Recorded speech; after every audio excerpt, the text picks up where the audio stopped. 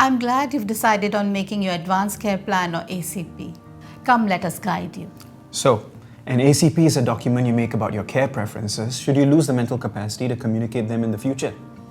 It takes the burden of decision making away from your loved ones during hard times. And the good news is, you can make it in just 4 steps. Yep. And the first step is to have honest and open conversations with your family and loved ones about your personal values and medical care preferences. I know I look healthy and fit, but the best time to do the ACP is when your mind is sound. So it's best to do it as soon as you can. There are lots of resources on the My Legacy website to guide us through the process of having these conversations with our loved ones and what to consider. So you might want to check that out. I always thought I knew my mother like the back of my hand, but after having these conversations, I learned so much more about what she values and what she prioritizes in her life. Yeah, so remember to put on my favorite Korean dramas if and when I lose mental capacity.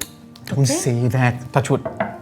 It's not just important to talk to your loved ones, but you should also consult your healthcare team for information and advice regarding your current health situation and what can happen to you in the future. Once everybody's on the same page, step 2 is choosing your nominated healthcare spokesperson, or NHS. You can appoint up to 2 people. I chose only one, my favorite son. I'm your only son. Your NHS can be your spouse, a family member, or even a friend. The most important thing, though, is that you trust them and they can carry out your wishes accordingly.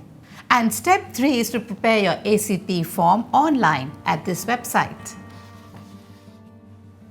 You can log in with your SingPass, add the details of your appointed healthcare persons to be, and indicate your care values and preferences. After reviewing the information, you just hit finish and download.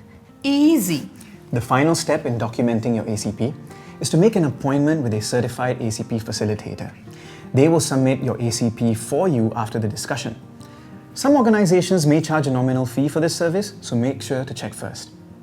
Your NHS should be with you for this appointment so that everyone is on the same page. Yep, that's why I was sitting next to Mum the entire time earlier.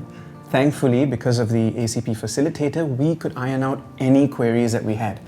Now, if you really don't have anyone to be your NHS, you can still complete your ACP with the facilitator. It will still reflect in your personal healthcare records and your healthcare team will still be able to access it. Oh, and our ACP facilitator also reminded us that should our care preferences ever change, we can still review and update them, as long as we have our mental capacity and can speak for ourselves. We will never know what will happen in the future. I don't want to delay doing this until something happens and our loved ones are left to guess our wishes. I guess that's why it's called the gift of certainty. So, after doing your ACP, consider making your lasting power of attorney or LPA as well. We already did ours. Let us guide you.